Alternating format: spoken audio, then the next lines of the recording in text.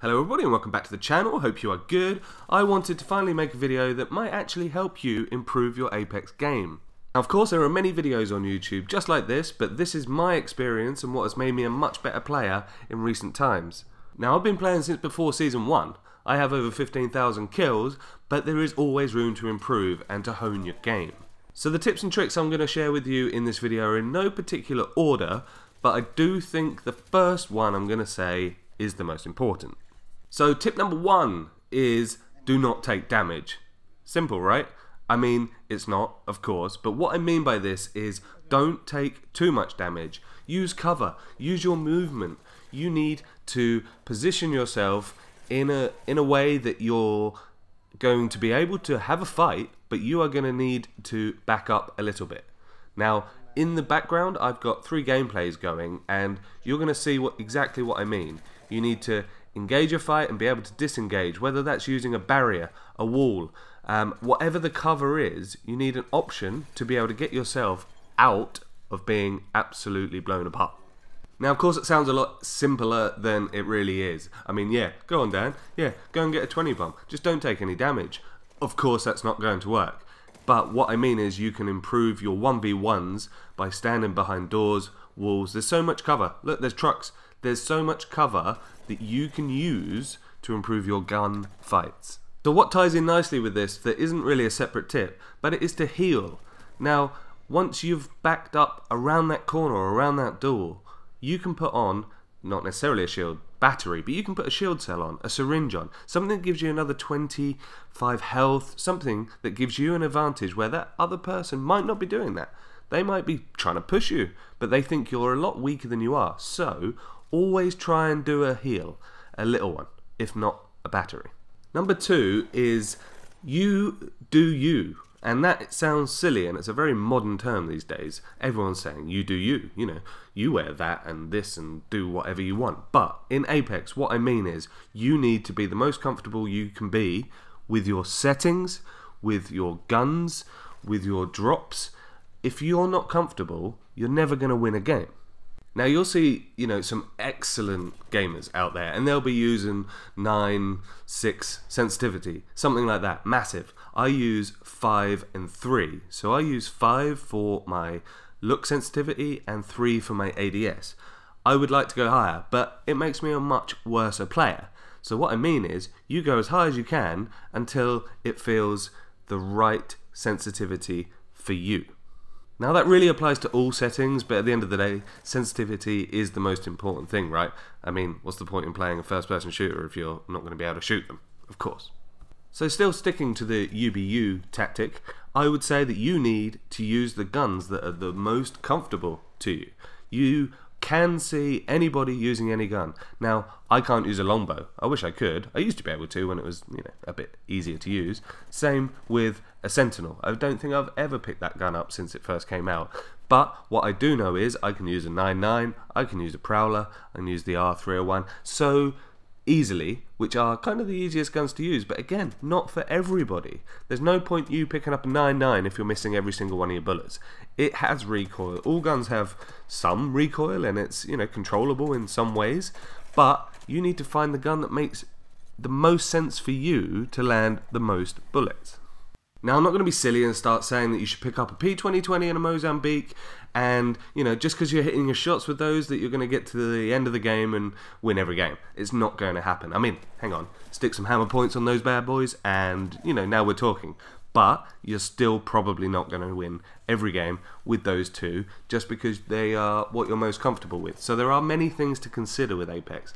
And one thing I would say is not only use the gun you're most comfortable with, but try using the gun that is currently the meta. You know, what is the most powerful gun at the moment? Or, you know, what is overpowered, what needs a nerf? It was most recently the Havoc, which was a pain for a long time, but, you know, if you can't beat him, join them. I started using the Havoc and, you know, you absolutely fry with it. So currently I think, at the time of making the video, I reckon we're looking at a 301 and a Prowler are currently, you know, the most overpowered guns, if you like. But, I mean, they're not overpowered, they're just I mean, they are, but they're also absolutely fantastic. So try picking up those guns as well, and you'll see which guns are currently the most powerful. There's videos about it, it's on the internet. You know, you'll be able to find that information out quite easily. Now, the final thing on UBU is keep playing Apex. Do not be afraid to die. It doesn't matter. You can get back in a lobby within 2 minutes and start again, but you need to keep practicing. You need to be patient, but you need to take gunfights. The only way to get better is to just play more and attack more, fight more, you know, engage, learn what works for you in a fight, learn what gun works for you, but really, don't be afraid to die. I don't want you to sit in a corner the whole game waiting for a team to come around the corner and they're going to team shot you. So just get back in the game. Don't be afraid to die is my last point. Just keep playing Apex. Now, we will move on to point number 3. And that is finish a fight quickly. A prolonged fight only draws in third parties. However long that fight goes on, you might get fourth and fifth party. But finish a fight quickly if you can. Of course, it's not always in your control, but finish a fight quickly and move on. Reposition.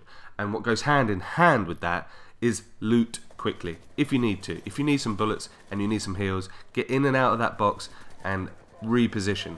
People are going to come for you. Now, my next one is team related and sounds ridiculously obvious, but Apex Legends is a squad game. Whether you're playing duos or trios, there is 2 of you or 3 of you in a team. So it's not all about you. You need to make your decisions, your positioning, and everything that you can control the best it can be, but you do need to stick with your team. Stay together. That is crucial when you're pushing a fight. You need your teammates to either take damage for you, you need to take damage for them, you need to stick together and think about your team game as a collective damage number. There is potentially, you know, let's, for example, you've all got purple shields and full health, you've got 600 in a trios damage there to play with. You know you've got that. That is the most guaranteed information you have going into that fight. Now, of course, that is if you're playing as a squad and, you know, maybe you're all mic'd up and you can get into that team spirit and push together and synchronize, but, of course, not everybody has a team to play with. Now, there are plenty of people out there on the internet. You'll be able to find someone to play with. You go on Twitter or any other social media and ask for someone to play with. You know, there's other Apex people out there that don't have a team either. So, what I'll talk about is also, if you're playing solo, I play solo a lot, but I also like to team up with, you know, my friends and people I've met on the internet as well. But when I'm playing solo, what you really need to do, so this is the ultimate tip, if you're playing solo in a squad game, you need to make sure you're making your fights 1v1s. There is no player out there that can take being shot by 2 people at the same time. The damage you take is just far too high. You need to make every gunfight you have, if it's possible, which it isn't always, of course, you need to make them 1v1s. Now, my final tip is a map-related tip, and it is also tying into team play, but you should start landing next to a hot drop. Now, whether that means the literal blue hot spot that is actually located on the map, land next to it. You don't have to land on it. There's always going to be a lot of teams pushing the hottest places on the map. So like I say, whether it's the blue hotspot that's marked on the map, or it's the hotter areas, like in Kings Canyon it'll be containment, salvage, you know, World's Edge is going to be fragment or capital if you're old school. But you don't have to land there, you can land next to it. Now, the beauty about landing next to a hotspot is you have more information already than the teams that are there. You know they're there. You've seen them land there. You know there's a number of teams. And what you can do is loot up in your little spot, and then you can go in and push the team that's in the hotspot. You can take their stuff. They might have already had a fight, and they might be weak. So you've actually got a lot of advantages by simply landing next to a hotspot. So that does conclude my first ever how to be better, you know, tips and tricks video. It's been a lot of fun to make, and I think there's so much to cover. There's far too many things to tell you all at once, of course. So if you want to see more, please let me know. If you want to see another set of tips and tricks, please do let me know. I've enjoyed making this, but again, I could probably talk for half an hour on how to be better at Apex, and, you know, maybe I don't even actually get any better myself. But everything I've said today is what has made me improve my own game in the most recent times. I said it at the start, but you know, I've played so much Apex that I watch many YouTubers, I watch so many videos, I love this game so much that I wish I was better, but you know, there's other factors to consider. There's age and eyesight, color blindness, any internet connection, or you know, ping. There's so many things to consider when judging yourself as a gamer, and I'm okay with who I am. I enjoy having fun, and that is the most important thing to take away from any computer game, is to have fun. Of course, if you're playing competitively, that's a different level. I could probably never play competitively. I would suck. Fact. I know that. You play better with better players around you. I think that's the same in sport as well sometimes.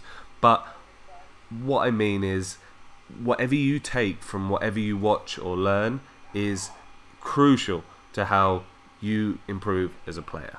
If you made it this far in the video, I thank you so much. I mean it from the bottom of my heart for all the support on the channel. Hold on, it's a good way to wrap up in the background as I wrap up the video. So the movement could have been better there actually, but you know, I did what I had to do. So once again, thank you for watching. I appreciate the support. Like the video if you liked it. Let me know in the comments what you want to see, or if you want to see these videos again. And I will see you in the next video.